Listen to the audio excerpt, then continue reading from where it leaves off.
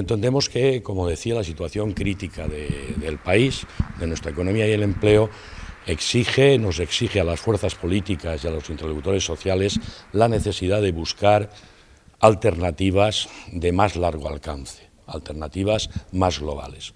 Por eso hemos sugerido que el Gobierno traslade a los grupos parlamentarios, a los partidos políticos, la posibilidad de abrir una vía de un acuerdo político y social, un acuerdo que en primer lugar debe de incluir la recuperación del consenso en el Pacto de Toledo, un acuerdo que debería de asentar las bases estratégicas para el cambio de modelo productivo en nuestro país, para dar respuesta a los retos de la globalización en un periodo de crisis y a la internacionalización de la economía.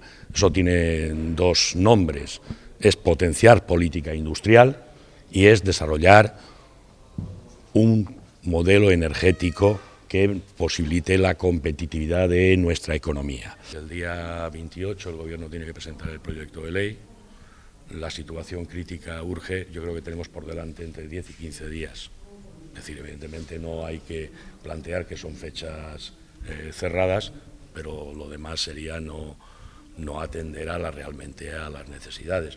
Nosotros, de hecho, así se lo hemos trasladado al Gobierno, que creemos que en una perspectiva de 10, 15 días hay más que tiempo suficiente para que el Gobierno hable con los grupos parlamentarios, nosotros con las organizaciones empresariales, vamos con COE. Estamos en el tiempo de la negociación, pero si el tiempo de negociación no produce resultados, entraremos en el tiempo de las movilizaciones sin descartar ningún tipo de movilización. Evidentemente, como contestaba anteriormente, administrando nosotros los tiempos y las formas.